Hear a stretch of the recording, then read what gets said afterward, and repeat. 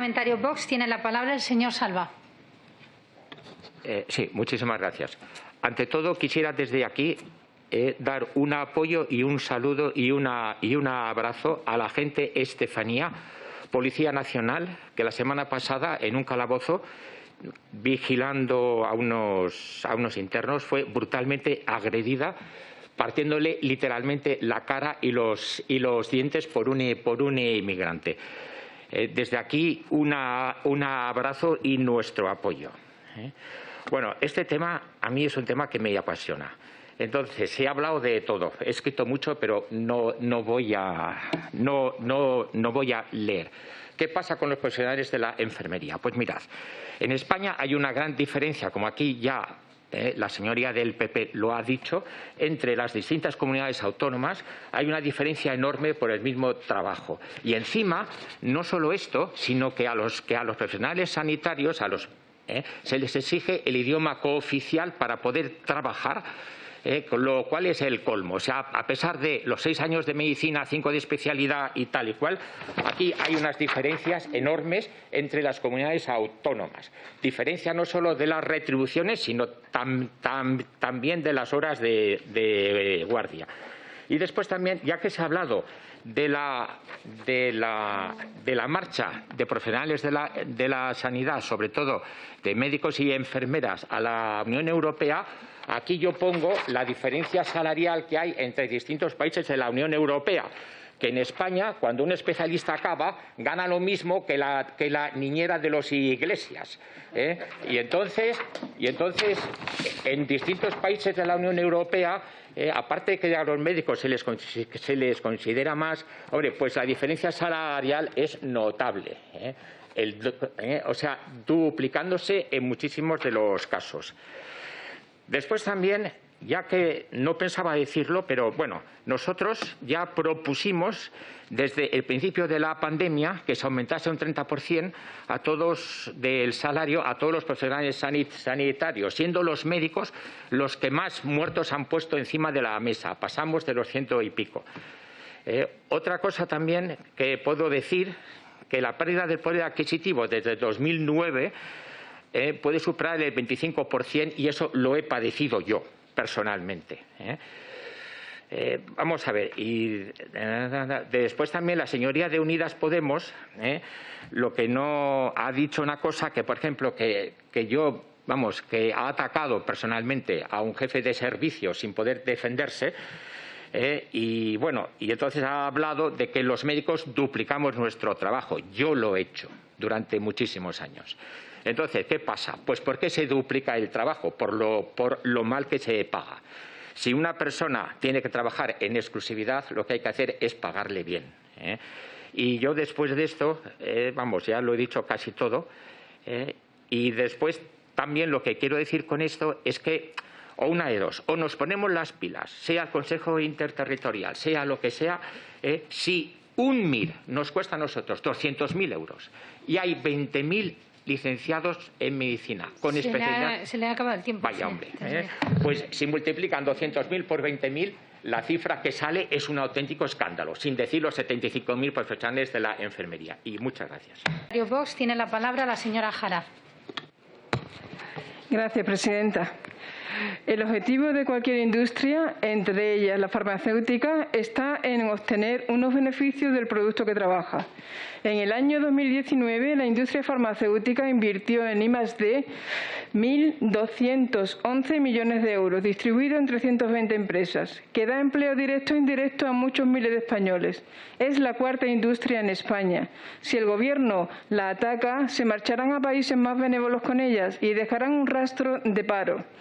A la hora de invertir en investigación, no siempre tienen asegurado la consecución del beneficio que pretendían, y en ocasiones son muchos años de investigación antes de llegar a una conclusión, y ocurre que a menudo el producto final no consigue el objetivo. Es un hecho que ocurre en el mundo entero y, por supuesto, las conclusiones son propiedad de quien las inventa o de la entidad que está pagando al equipo investigador, y todo ello se acuerda antes de comenzar cualquier estudio. Si las conclusiones son adecuadas, bien para todo el mundo, y si no lo son, toca asumir que se ha perdido el tiempo y el dinero. Cuando un gobierno dedica dinero a investigación, deberá hacer un preacuerdo sobre los resultados de la misma y fiscalizar que el dinero aportado se esté utilizando en dicho proyecto, cosa que los españoles intuimos que no están haciendo el gobierno actual, que dice haber invertido en tecnología pro-COVID. A Vox y presumiblemente a todos los españoles nos gustaría que nos explicasen a dónde ha ido el presupuesto dedicado a investigación en España y que nos detallasen con total claridad en qué se ha gastado nuestro dinero. O sea, le pedimos transparencia. Una vez más, este Gobierno está atentando contra la propiedad privada, pues pretende socavar la propiedad intelectual. En este caso, porque esta quiero hablar de cualquier acción pro-COVID, pero después ahí quedarán las disposiciones que se acuerden para intervenir en otros objetos de propiedad intelectual. En cuanto a las patentes, si nuestro Gobierno ha puesto dinero en un proyecto, se intuye que será copropietario de la patente que se derive de dicho estudio, previo acuerdo. ¿O es que nuestro Gobierno regala el dinero sin ninguna garantía? Dinero que pertenece a todos y cada uno de los españoles y de los que son menos administradores, no dueños. Respecto a la transparencia de datos, este Gobierno socialcomunista es el último que puede abogar por ello, pues es algo muy evidente que los manipula y utiliza a su conveniencia. Y si no, que nos expliquen de dónde han salido las 80.000 dosis de vacunas desaparecidas y ahora aparecidas. ¿Nos pueden explicar qué ha ocurrido? Señorías, en la comunidad científica es práctica habitual la publicación de los estudios que se van haciendo y los resultados obtenidos, tanto positivos como negativos, pues los primeros sirven para emularlos y los segundos para evitarlos. Si ustedes como Gobierno o el conjunto de las organizaciones internacionales que nombran atentan contra la industria farmacéutica, las patentes, las licencias y el organigrama que hay alrededor de estas entidades estarán cometiendo una injusticia más. Ellos han conseguido, nos cuenten o no el procedimiento completo de fabricación, que se hayan desarrollado numerosas vacunas en 10 meses. Logro tan importante como fue en su momento el primer viaje a la Luna. Si pretenden ahora socavar sus beneficios, les veo en la próxima pandemia metidos en el laboratorio a investigar ustedes. Preocúpense mejor de hacer buenas negociaciones para que no nos falten vacunas y todos los productos que se necesiten para atender al paciente.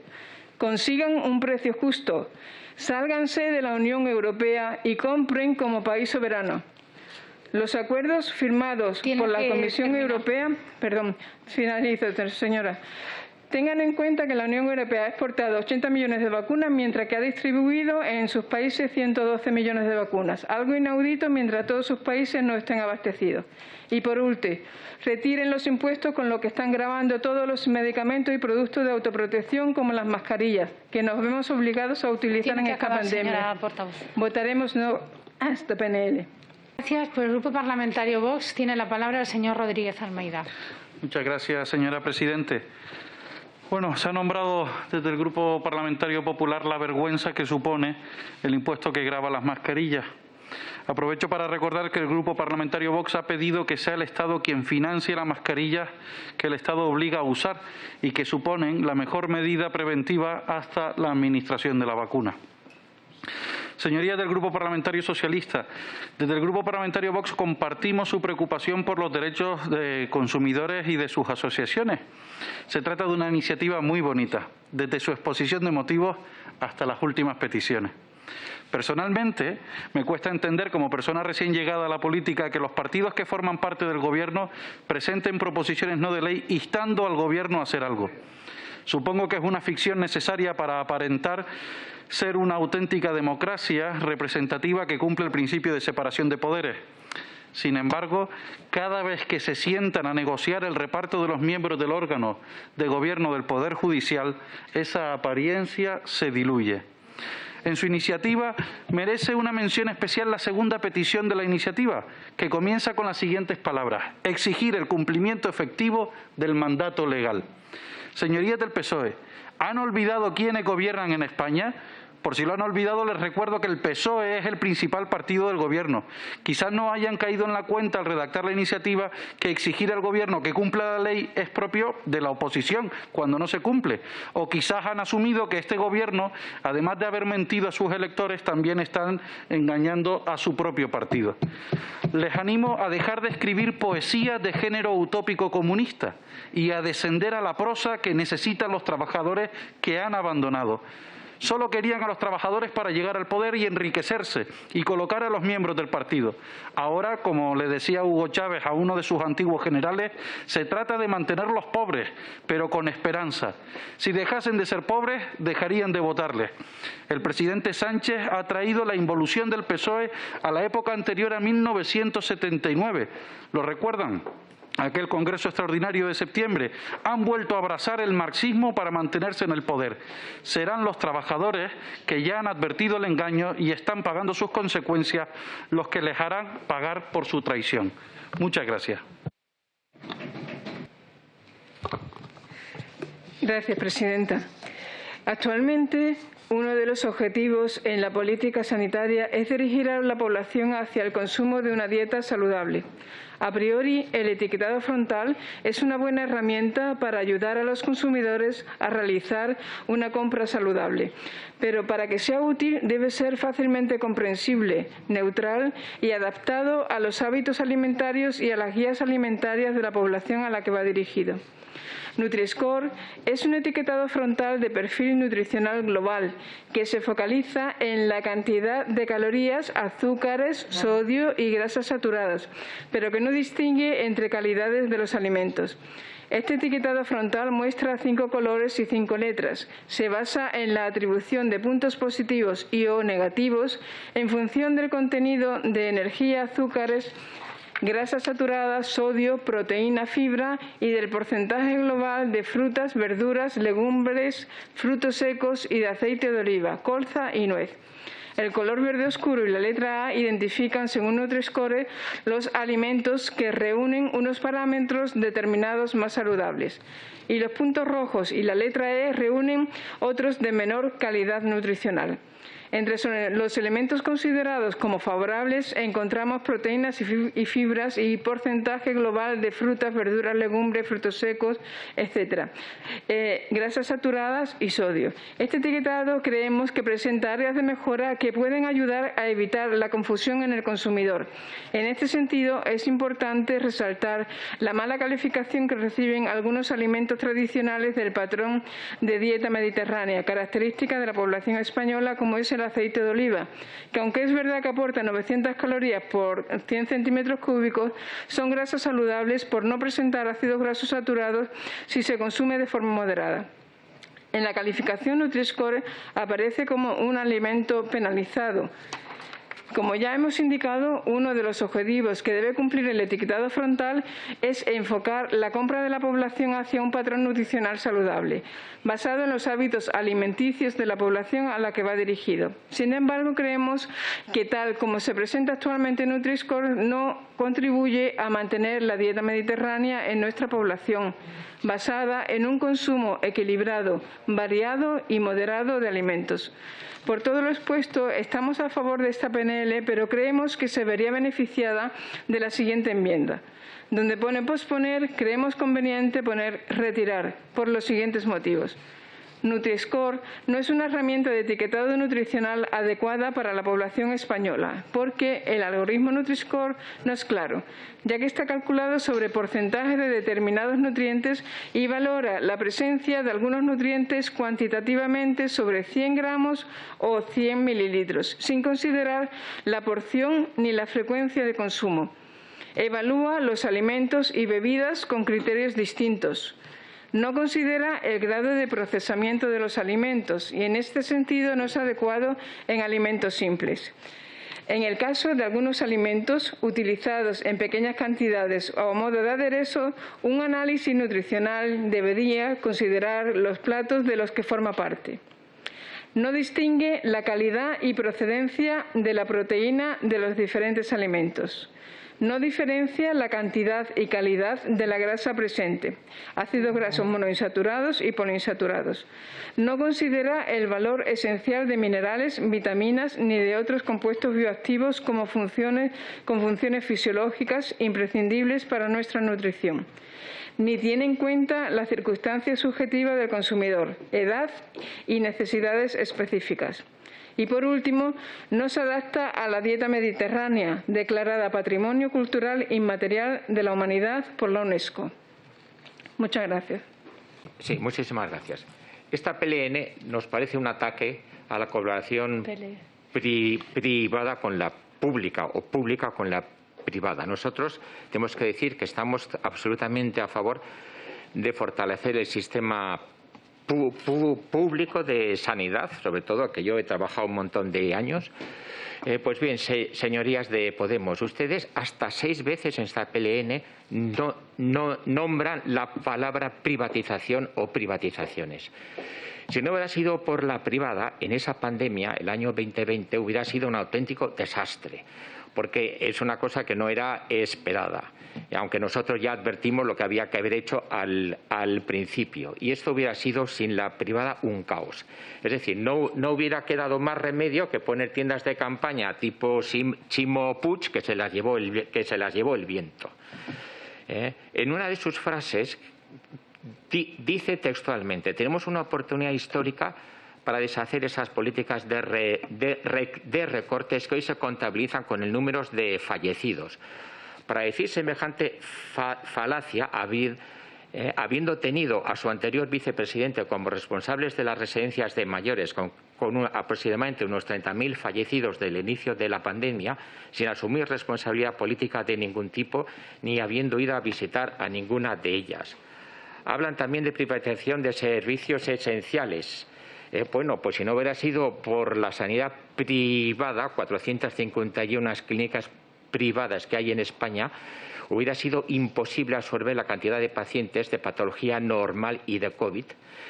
O sea que esto. Después también tienen que saber que España es un país con iniciativa libre de empresa, y si unos cuantos empresarios deciden crear hospitales, pues oye, pues en lugar de zancadillarles hay que aplaudirles, porque no es incompatible con la pública. Y después también a ustedes, señorías del PSOE, todavía no entendemos el porqué, ni han dicho nada de nada, que en plena pandemia, ustedes que tanto hablan de la pública y la pública y la pública, no abrieron el hospital de Toledo, que según he leído yo es un hospital que estaba equipado, estaba completamente acabado y que ahí está. Y en Madrid se hicieron 2 hospitales a velocidad de relámpago y de una categoría enorme. Hablan ustedes de cooperación interterritorial. Bueno, pues que sepan que nosotros desde Vox somos partidarios de centralización de la sanidad. O sea, ni cogobernanza ni nada, que se centralice. Y después también, como primera medida para la protección de la sanidad pública, lo que es importantísimo es una fidelización de la actual plantilla de recursos humanos. No a los contratos precarios. Hay contratos de 3 meses en 3 meses aún. Contratos de guardia. Hay que convocar oposiciones. Dar un plazo máximo de interinidad. Que anteriormente, cuando yo era joven, si uno estaba 5 años de interino, pasaba automáticamente a fijo. Bueno, pues todas estas cosas, lo más importante es su personal humano, que hay que fidelizar, que se puede completar con la anterior PLN de la cantidad de profesionales que han salido.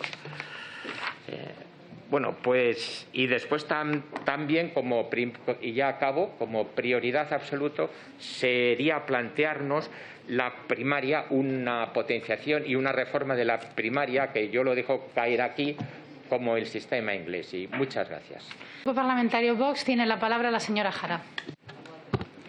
Gracias, presidenta. Señorías, esta proposición no de ley habla de un tipo de malnutrición, sin duda, que es la obesidad, sin mencionar el problema real que tienen en estos momentos miles de personas, la malnutrición derivada de la pobreza, que ha conducido a miles de familias a vivir de la caridad en las colas del hambre. hambre derivada de la pésima gestión económica del Gobierno. La obesidad afecta al 30% de los adultos españoles y predomina en hombres, y esta incide en mayor propensión a dificultades respiratorias, por lo que en el grupo de personas mayores, hombres, obesos y de grupos sociales desfavorecidos, la incidencia de muertes ha sido mayor y, aunque ha sido atribuida al COVID-19, la obesidad indiscutiblemente ha sido un factor favorecedor de la mala evolución de la enfermedad. Desde el inicio de la estrategia NAOS, hace 15 años, se han desarrollado innumerables actividades para mejorar la alimentación y la actividad física de la población y controlar la epidemia de obesidad, y se han logrado evitar que la frecuencia de obesidad siguiera aumentando en España. De hecho, no crece de forma relevante desde el 2010, pero aún no se han conseguido disminuir de forma notoria la línea de obesidad. Por tanto, la estrategia NAOS ha conseguido el logro importante de contener la epidemia de obesidad, pero se puede y se deben dar más pasos para reducir el problema. Aunque la última revisión de la estrategia NAOS es del 2020, aún se tenían pocos datos sobre la interacción obesidad-COVID, por lo que sería interesante hacer una revisión de la misma en la que interesaría informar a la población del papel de la dieta y la actividad física como defensa frente a la COVID-19, pues incide sobre el sistema inmunitario. Actualizar la pirámide NAOS, mejorar el etiquetado frontal en los productos envasados y explicar a la población su interpretación adecuada para orientar la compra de alimentos, mejorar la regulación de la publicidad alimentaria dirigida a menores, garantizar una oferta saludable en las máquinas expendedoras de alimentos y bebidas, utilizar incentivos fiscales para reducir el consumo de cantidades importantes de productos ricos en azúcar, sal y grasas saturadas. Por todo lo expuesto, creemos necesario que ante la actual pandemia que seguimos sufriendo, que se ve claramente perjudicada por la obesidad, se debe actualizar y adaptar a la situación actual la estrategia NAOS, por lo que votaremos afirmativamente a esta PNL.